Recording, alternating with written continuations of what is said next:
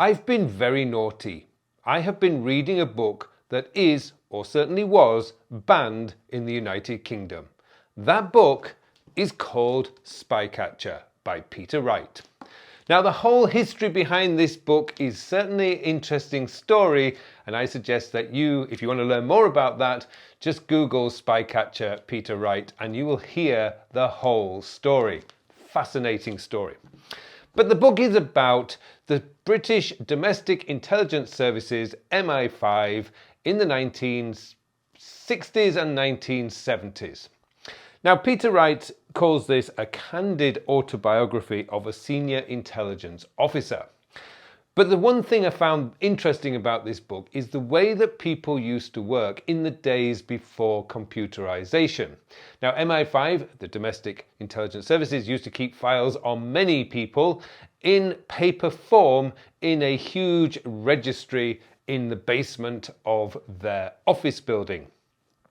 But what was more interesting to me was the rules that they engaged in the office. Now, in those days, we didn't have a laptop or a desktop computer on our table. All we had was big piles of paper like this that used to come in and from our secretaries or the assistants, and they would put them on your table, and then your goal was to go through this pile through the day and move it from, in my case, when I used to do this, from the left. So we would take papers like this from the left, we'll deal with them, move it to the right, and then do the next piece and then move it on. Now, the simplicity of this is what made things very, not necessarily less overwhelming, but certainly much more manageable. Because this pile, the goal each day was very simple. This was the pile of work that needed our attention, and so each day we just started at the top and I worked our way down. Now, one of the things that I always enjoyed about this system was if, for whatever reason, I was unable to finish my pile of the day, a new pile would come in the next day. That was without question. Yes, more piles every single day would come in. But what I would do is when the assistant, the office junior, as we called them, came in with the pile of post, I would lift up my papers from the previous day. She would stack them and then I'd put these on top. So I was always dealing with the oldest first. Now, at the end of the day, you would take your pile of papers that you had worked on and you would then put them into these grey or whatever colour your filing cabinets were in your office, and you would organise everything alphabetically. So anything related to A would go under your A box, anything would go in B would go into your B.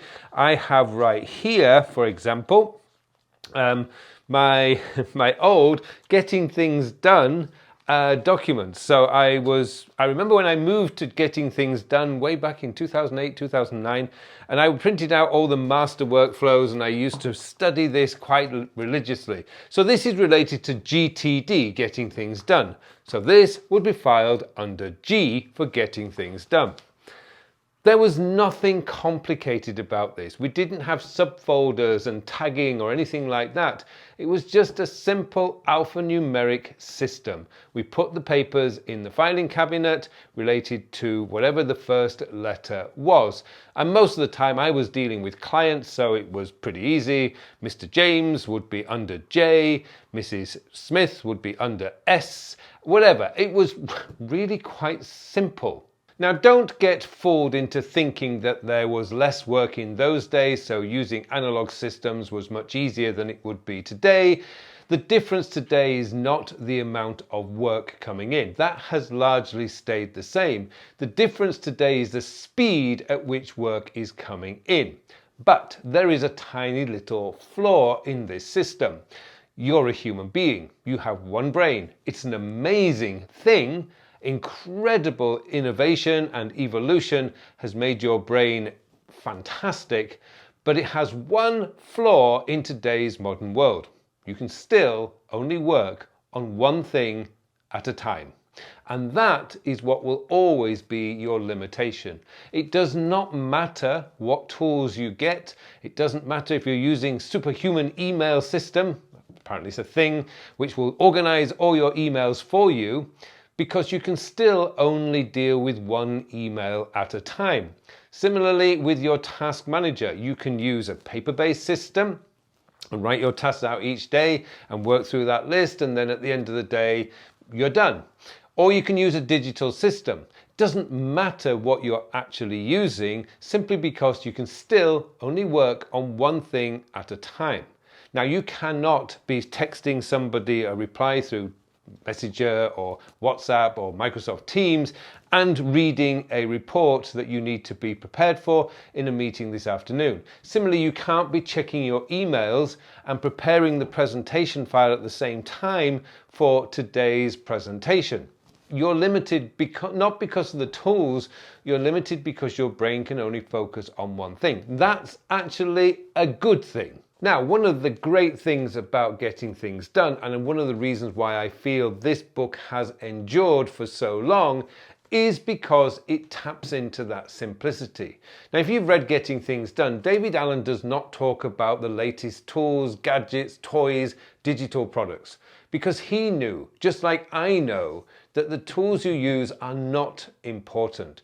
What matters is you have a central place to collect stuff. This goes back to my COD system. Collect something. But what you're looking for is a central place to collect stuff that you know you have to do or think you have to do, and it has to be a trusted place.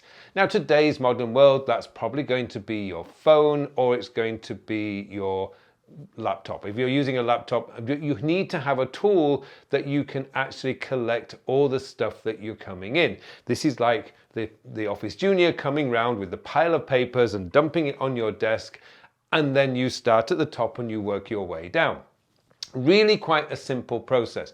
Getting back to basics is all about developing an inbox system. Now, it doesn't have to be paper today, of course, but it can be digital. Now, in my case, I use Todoist. My inbox is collecting stuff throughout the day. Really quite simple, and it all comes into that one central place. Now, if you want to get yourself really productive, there is a little tip I would give you here. Start with the oldest first. This way you're not necessarily building long backlogs. If you cherry pick and start, oh, that's more important than this, and this is more important than that, and that, you're going to be all over the place. And you're generally, as a human being, generally going to pick the easiest tasks first, which is not necessarily the best order in which to do your work. My tip is always start with the oldest piece first. The other good thing about starting with the oldest first is that quite often you'll find that the older stuff has magically sorted itself out. And therefore all you have to do is file it, move it to your out tray if you like. File it. Now, in a digital system, you just check it off in a to-do list or whatever, but essentially what you're doing is the same thing. You're just getting, okay, dealt with, off. Check off, and it's done. That's the next step. But the key to all this is focusing on actually doing the work, not organizing the work. Because this is one of the biggest issues I find people doing, is they're wasting so much time trying to find the perfect file document organization system or task management organization system or notes organization system. The truth is, it really doesn't matter. The thing that matters is that you can find what you want when you need it. The more complex you make your notes application, for example, the more time you're going to spend maintaining it, which means you're not doing the work, you're maintaining your organization system. This is why the filing cabinet was such a powerful tool. Everything was organized by A, B, C, D. Because you had to think about your colleagues, you had to think about if you left the company, how would they find the files if you were using your own unique system. So people just used the same alphanumeric system throughout every organization. Everyone knew how to use it, and it was beautifully simple. And the same applies today in the digital world. Keep things as simple as possible. Now, I keep all my projects in my projects notes, for example, all in a simple notebook called projects. Yes, and when a project is completed, it automatically gets archived. And guess how it's archived? Alphabetically. Brilliant. That means it's easy to find because all I need to know is at least one word, i.e. the keyword, the title, and I will find the document in seconds. More adding tags and labels and whatnots, everything is just adding more complexity. But more importantly, it's adding a huge maintenance cost in time because you have to maintain that for that to stay working. So if you're working with a very, very complex system, I strongly recommend that you just step back and go back to absolute basics. Keep things simple. Have a simple collection system. Make sure when you're doing your work, you're starting with the oldest first. And for your filing system, just keep it as simple as you possibly can. That way, you're going to be more focused on doing the work, which means, rather surprisingly, you have more time to do the things that you want to do rather than worrying about the piles of work that you think you have to organize instead of do.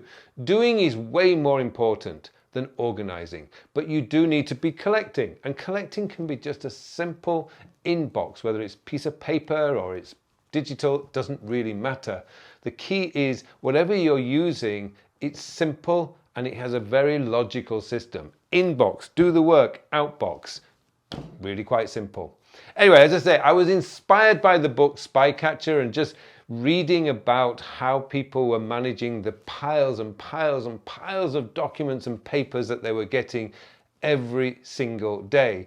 And yeah, people were overwhelmed, just like we are today. But there is always that one fact that we can never change, which is we can only work on one thing at a time. And that's one of the beauties of having a simple system.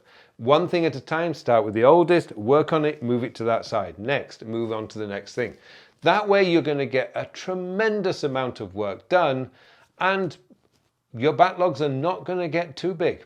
Thanks for watching this video. And if you want to learn more about my analog transformation, well, sort of, this video up here is the next one to watch.